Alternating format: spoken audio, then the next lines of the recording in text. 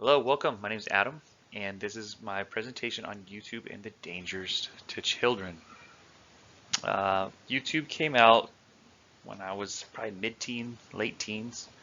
Um, and ever since it came out, its creation, I used it heavily. I've used it for everything. I've used it for to watch drone videos. I use it for tutorial videos. I've used it, just to watch something to inspire me. And so there's a lot of good practical uses for YouTube. Um, However, it didn't really come to my attention until I had kids that there might be some things and some people out there creating content and trying to hide it in a cartoon for your children. And so I decided this might be the perfect opportunity to raise just a little bit of awareness to that. And so let's get right into it.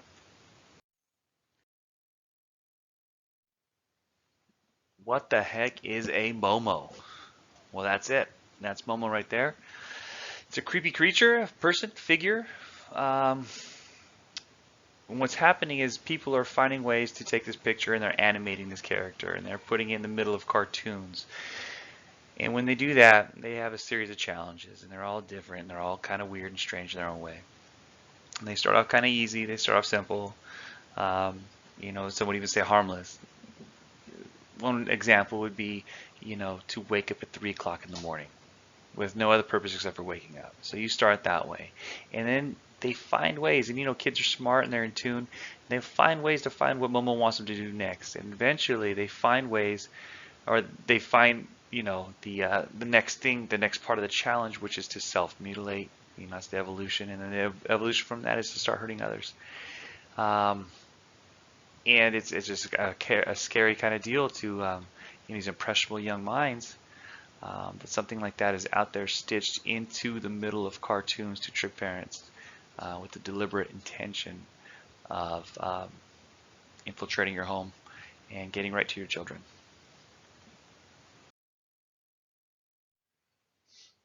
Here's some other characters. This one is Slenderman. He's shown here in this picture with the young girl. He's another creepy guy with a kind of a terrible backstory or past. He's got his own set of challenges to do as well. Something notable about this guy is that, a couple years back, there were two girls, and what they had done was they had lured their best friend out, the third girl, to the woods. And when she came out there, these two girls were waiting for her, and they tried to stab her to death to appease Slenderman. Luckily, the girl survived, and the other two girls were arrested. But it's just a spooky kind of deal, knowing that there's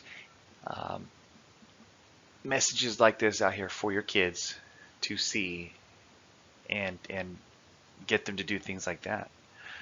There's also something called the Blue Whale Challenge. It's supposedly it started in Russia, and there's many different challenges and many versions of all of these people and characters and things.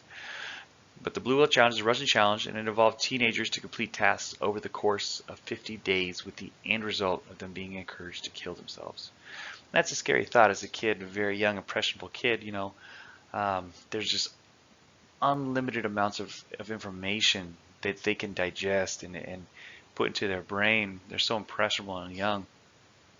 And even if they don't do anything now or anything about it, still there's just that kind of like imprint on their brain that you just don't want them to even know existed, especially at such a young age. All right, so the creepy stuff's done, scary stuff is over with. But now I'd like to spend a couple minutes and talk about how to manage screen time. If you take a look at the picture, you see this guy right here, and he's just kind of cruising the net, but who knows what's on that screen? Who knows what he is looking at, right? The first thing I'd like to kind of mention and talk about is to know your kids and know your values. Don't let what other families watch influence you to allow your children to, to view something that you deem as inappropriate, right? A lot of peer pressure out there, social pressure to watch, this kind of shows, the in shows, that kind of deal. Well, listen, your social or your personal values are your own values, and you should stay true to them at all times. And you know what? Your values will always lead you in the right direction. So just know your kids, know your values, know what if something's going to be scary. If one of them's a little bit more sensitive to that kind of deal, obviously don't let them watch anything scary and start leading them down that road, right? The second thing we're going to do is we're going to be conscious of age appropriateness, right? Now these ratings that they put on there, they're just guidelines, right? And they're there to help you and figure out, what might be appropriate, but they're never 100%. So you need to figure out what is appropriate for your kid, right? A child who's 5 years old might not have the same mental capacity as another child. And so these are just, like I said, again, they're just guidelines. You know your kid better than anyone else, and just make sure it's appropriate for them. A third thing I have to talk about is set family rules and stick to them. If you waver and you flip-flop and you go back and forth, your kid's probably not going to understand, the importance of sticking to the rules, right? And that goes for a lot of things, but specifically for today, for YouTube and the internet. And it's very important that you understand that you stick by the rules. It's a family rule. Even though it seems like you might be a little bit strict, they will respect you in the end, and you end up saving them from seeing something they weren't supposed to see. Limit their screen time. That's number 4 we're going to talk about. So what you're going to do is set a time, whether it be 30 minutes after homework, an hour after school, maybe 20 minutes before bed, whatever your personal rule may be. Just set screen time and stick with it. You don't want to lose track of time. You start losing track of your time, these kids getting on their screen, pretty soon an hour's gone by, 2 hours have gone by. Pretty soon, day after day after day, they're on there for more and more hours at a time, and it just seems like a normal thing to do. So don't get stuck in that rut. Don't get stuck in that routine, and set them a time that you think is appropriate. The fifth thing we're going to do is we're going to use technology to control media. So there's apps and functions, and what they do is they filter out potential bad media. They're going to block the sites that are going to be have harmful images and videos. So take full advantage. They're there for a reason. Just take the extra couple minutes, whatever it might be, to upload these apps to your phone, to your computer, to whatever kind of, a tablet, whatever viewing device you're using, and take full advantage. Why not? The seventh thing, and this is probably going to be the last thing I'm going to talk about on this right here, and it's probably one of the most important aspects, I think, of managing screen time, is to keep the media out of the kid's bedroom. So there's a lot of freedom. There's a lot of a lot of things can happen behind closed doors, or even an open door, but in a room on their own by themselves. It's very, very, very dangerous. You want to have your child looking at media in an open space where the screen is readily available to you. So if you walk into a room, you just have to take a glance and you can see and you can hear exactly what is going on that screen. Especially as kids progress, to almost teenagers, to teenagers, they become very quick and they find out, and they know, they're smart, what they're supposed to be watching and what they're not supposed to be watching. And with a click of a button, they can X out or do whatever they want. They hide things, right? Well, you don't want that to happen. So always have the computer, the media device, whatever is a tablet, computer, a phone, have it set up to where you can just walk in, take a quick look, you can hear it, you can see it, and in that way you're ensuring their safety. All right, so here, this is a little bit more specific. We're going to talk about a safety mode and the parent approved button, both of which are tools for parents, made for parents to protect their kids against the kind of dangers we had just been talking about before. So more specifically, here we go. It's safety mode, and it's exactly what it sounds like. It's a setting which gives users the opportunity to bar mature content. So what this does is basically it filters the videos, from inappropriate content showing up.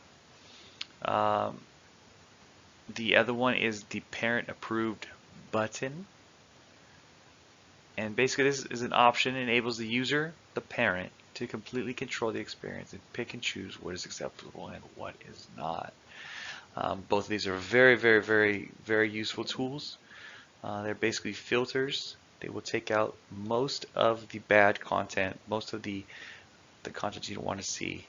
You have your kids to see, but as with anything, they're not perfect and things do filter through. So having said that, these are great, great, great opportunities for you to download these apps or take advantage of these functions, I should say, but don't rely on them solely. You still have to watch for yourself what your child is watching and it's best to watch these things from beginning to end.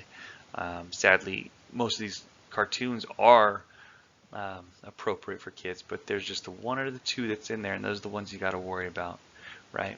At the bottom there's a couple links, one for the iOS, another for Android. That basically that's gonna there's just support pages for either your platform for your phone to go to, and it'll take you to these safety mode and the parent approved button, and yeah, feel free to use those.